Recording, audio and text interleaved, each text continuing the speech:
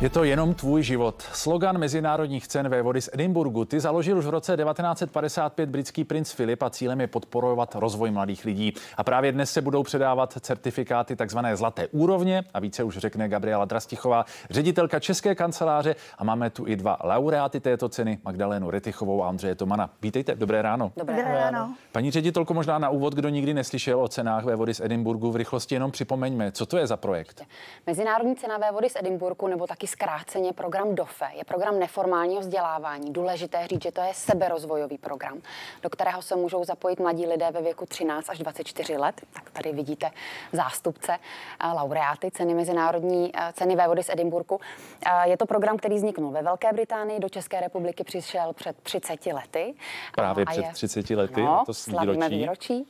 A unikátní je v tom, že nesoutěžíte s nikým jiným než sami se sebou. Nastavujete si ve 4 oblastech, kterými je pohyb, dovednostní rozvoj, dobrovolnická služba a expedice, tak si nastavujete svoje vlastní cíle, takže soupeříte pořád jenom sami se sebou a trénujete svoji vytrvalost, protože se zapojujete do ceny buď na 6 měsíců, 12 měsíců nebo 18 měsíců. Vy jste říkala 13 až 24, ale ve světě je to 14 až 24. U nás je výjimka. Česká republika má výjimku právě proto, abychom mohli oslovovat i žáky na základních školách v 8. a 9. třídě, protože vnímáme, že to je takový důležitý věk, kdy tak trochu hledají smysl svého bytí.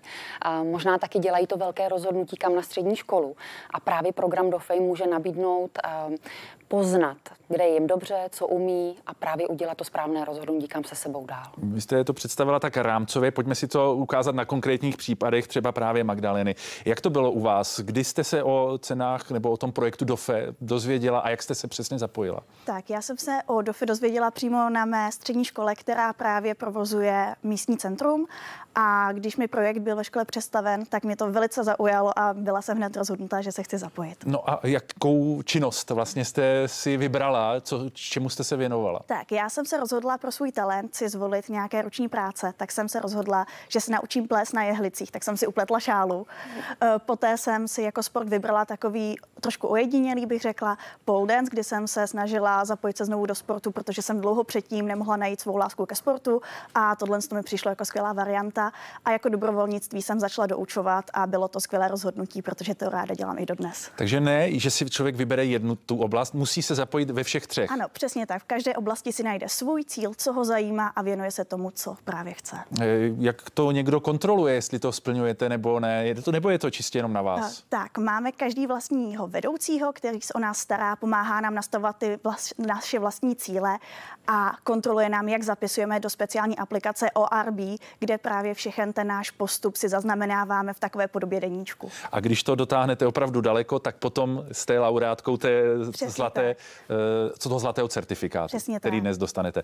Ondřej, pojďme si představit váš příběh. Můžeme už rovnou zmínit, že vy jste se přihlásil s projektem Hope to See, že se věnujete pomůckám pro slabozraké. Tak to byl ten první impuls, který vás potom ještě dál posunul v rámci téhle výzvy. U mě to začalo tak, že z Hope to See jsem šel až do zlaté úrovně. Vlastně já jsem nejdříve dělal bronzovou, to jsem začal někdy před 3 lety, ale tam jsem se věnoval čistě vlastně počítačovým vědám, ale nyní právě vedu projekt Hope to See, který se věnuje právě pomoci slabozrakým s tím, že vyvíjíme 3D vytištěné brýle, které pomocí AI pomáhají slabozrakým dětem číst text, nápisy a čísla. To je tedy ale zase jenom jedna část z té výzvy, kterou musíte plnit. Co ty další 2 obory? Co jste si vybral? Já jsem vlastně v rámci pohybu, tak teď u zlaté úrovně jsem se věnoval takovému spíše hybridnímu silovému tréninku, jako je například horolezení nebo zároveň i posilování, ale k tomu i běh a tak dále. A u dobrovolnictví tak vlastně už asi 3 roky jsem skautským rádcem, tudíž jsem vedl svoji malou družinku. A poté v pozdější fázi té ceny tak jsem tam zaznamenával leadershipovou část toho Hope to See. My tady máme k vidění vlastně tu bronzovou, nebo co to je? To je prsten nějaký, nebo je to odznak bronzový i stříbrný. Dnes tedy dostanou zlaté. Jak je to odstupňované? Co musí člověk splnit pro tu bronzovou výzvu, stříbrnou a tak dál? Tak dobře jsme zmínili, že ten program má 3 úrovně, bronzovou, stříbrnou a zlatou. A vždycky se to váže na období nebo na dobu, po kterou se musíte těm aktivitám věnovat. Na bronzové úrovni je to až 6 měsíců a znamená to kontinuálně každý týden hodinu se věnovat těm vybraným aktivitám, které tady Ondra a Magda představili. U té stříbrné úrovně je to potom 12 měsíců a u té nejvyšší zlaté už je to jako dlouhá doba, rok a půl, kdy se věnujete těm aktivitám. Můžete si tu dobu i prodloužit, protože někdy samozřejmě do toho padne příprava na přijímačky nebo může přijít nemoc, tak si potom můžete vlastně to období prodloužit, jak potřebujete. Kolik lidí dnes tedy dostane to zlaté ocenění nebo ten zlatý certifikát? Celkem jsme za ten poslední rok ocenili bezmála 2,5 tisíce mladých lidí v té bronzové a stříbrné úrovni. A dneska si 150 z nich převezme svůj zlatý odznak. Je to takový vrchol Mezinárodní ceny vévody z Edinburghu, ale já věřím, že ta cesta Ondry a Majdy dneska tím převzetím nekončí, že to teprve začíná. K tomu se možná ještě dostaneme, ještě zůstaňme u těch čísel, kolik dětí nebo mladých je vlastně teď zapojených do toho projektu DOFE. Magda dobře zmínila, že DOFE vlastně stojí na síti vedoucích mentorů, které máme po celé republice, je jich 1200, jsou na základních, středních školách, taky ale ve výchovných ústavech, v dětských domovech. Nejsme vázaní jenom na školy. A na těch školách se pak mohou žáci a studenti do programu zapojovat, dělají to nad rámec výuky. A takovýchhle mladých lidí úžasných bylo v loňském roce 10 000 v České republice. Takže to už je opravdu velká báze mladých lidí, kterým můžeme nějak ovlivnit život. Bronz, stříbro, zlato, ale potom ještě nějaké specifikum rezidenční projekt. Vysvětlete, prosím, možná už zase Magdovi, co to je? Tak, rezidenční projekt je ještě speciální nástavba zlaté úrovně, kdy člověk vyjede na alespoň 5 dní na místo, kde si věnuje jedné určité činnosti. Je to taková speciální expedice, ale v ní už je zapojen pouze on a není tam ještě dalšího skupina dofáků. A já jsem například byla pomáhat v lužních lesích, kde jsem stavěla budky pro ptáky a pomáhala jsem tam udržovat biosféru. Takže cílem je vlastně vyrazit někam ven a strávit nějaký čas mimo, řekněme, nějaké prostředí, které člověk zná. Mimo prostředí, které zná, ale nemusí to být jenom něco v přírodě. Může člověk vyrazit na jazykový pobyt nebo nějaký seberozvoj nebo pomoc něčemu dalšímu, třeba i na táboře. Ondřej, váš rezidenční projekt byl jaký, pokud už ho máte tedy za sebou? Jo, já jsem ho splnil na přelomu března a dubna, kdy jsem strávil více jak týden, konkrétně 9 dní s vědci a inženýry v Evropské organizaci pro jaderný výzkum.